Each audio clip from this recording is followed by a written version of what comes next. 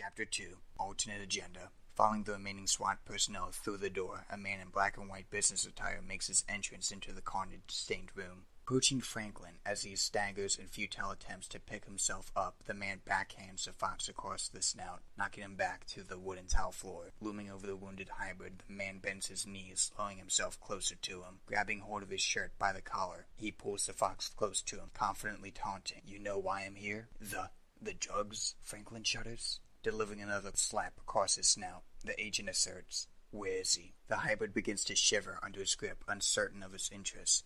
Remaining verbally silent, he maintains eye contact with the agent, subtly raising his handgun towards him.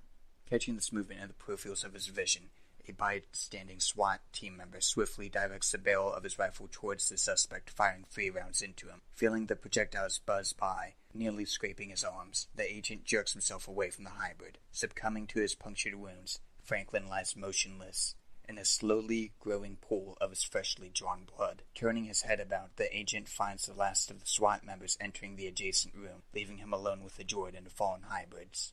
Confident in his newly found privacy, he reaches into his pocket, retrieving a glass syringe containing a dense chrome gel peppered with minuscule grain-like objects throughout the substance.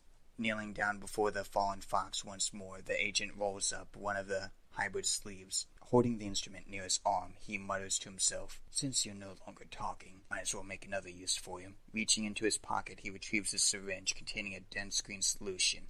Pushing up the sleeve of the deceased fox, he rests the tip of the needle against his red-furred skin. Pressing down on the end of the thin pointed object, the agent slowly injects the substance into the vein of his arm. Hearing footsteps drawn near from the adjacent room, the black and white suited man raises himself upright as he recaps his syringe before returning the needle to the concealment of his pocket. "All clear," the leading SWAT member announces as he returns to the living room, followed by several others. Turning to the machine-augmented policeman, the agent addresses, "Well done. I need you to hold exterior security while I get started." Just as the machine-augmented officer begins to nod compliance, he takes witness to the recently deceased hybrid. He takes witness to the recently deceased fox body break from its motionless state into a fit of violent shaking and thrashing. Stepping back in the surprise of observing a presumed deceased body abruptly move, the leader raises his rifle towards the corpse as the remainder of his team fills the room. "The hell is this?" that orderly officer barks. "This is none of your concern.